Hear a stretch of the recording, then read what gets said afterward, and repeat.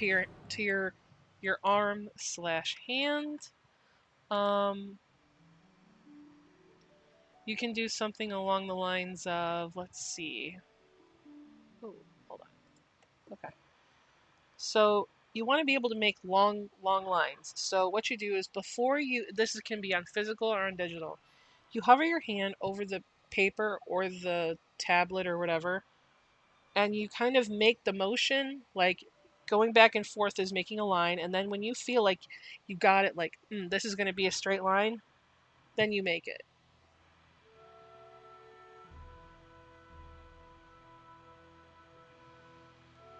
This is good practice.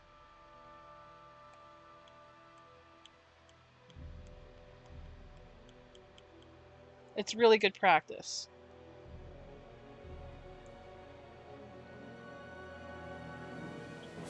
You're basically teaching your hand how to get good at straight lines, because you're going to want to be able to do this, right?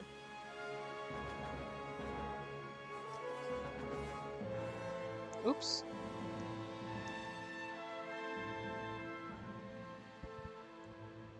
Look, that's pretty good, right?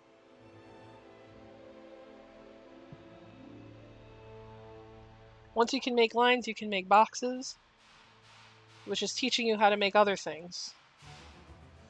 Now for circles, it's kind of the same thing. So you hover your hand over whatever it is, but you have your hand going in a circular motion. And whenever you think you got the circle ready, you draw it. You can do this, I would suggest do this like once a day. Do it in different sizes.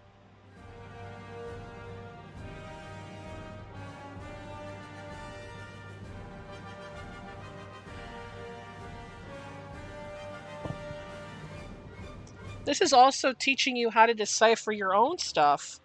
Like so your sketches are going to be messy. They're always going to be really messy.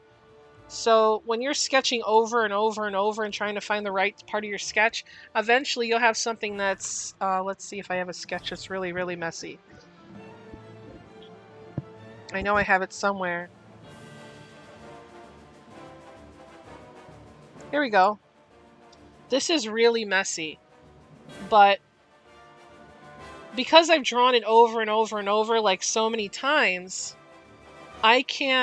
I'm so used to it that I can see which lines belong. Oops, sorry.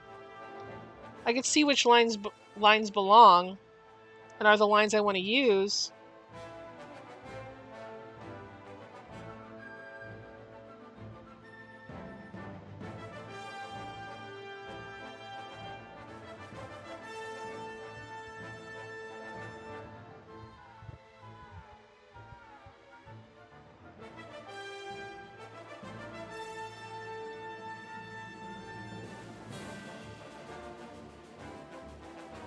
So when you make a clean sketch, or a cleaner sketch,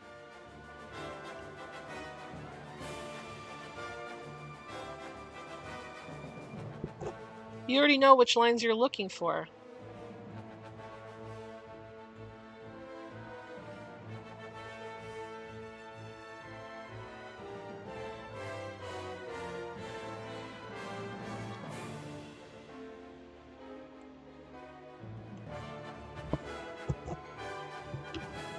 So that's my first, that would be my first tips for someone who wants to begin their art journey. 1, find inspiration. You can usually find them on Instagrammers. Let's say you like something from, what's it called? Like, let's say Tetsu Nomura from Final Fantasy, since I really like Final Fantasy, obviously. Go and look at all of Tetsuya Nomura's artwork, all of his artwork. Collect it, put it in a folder, and look at it for inspiration. Like, because you're beginning your art journey, it is okay to trace. I don't care what anyone says. Everyone started as a tracer. This is how you learn. I used to I used to trace Sonic comics. And when you think of, I used to trace Sonic comics, and then you think that I made this, it's really hard to believe that this came from Sonic comics. But everyone has their own art journey. So that would be my advice for everyone.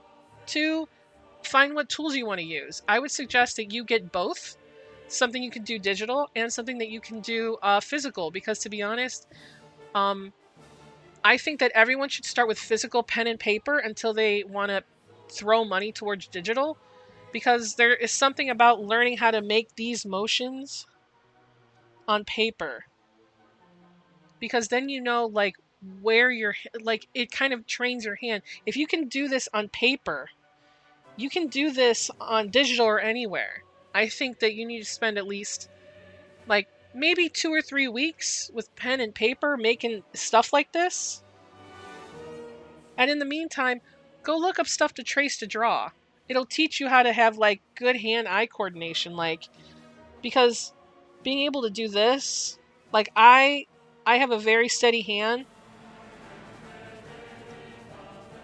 and that's what you want. You want a steady hand, you want to make lines and circles, and that's how you start. I really hope this was helpful for anyone listening.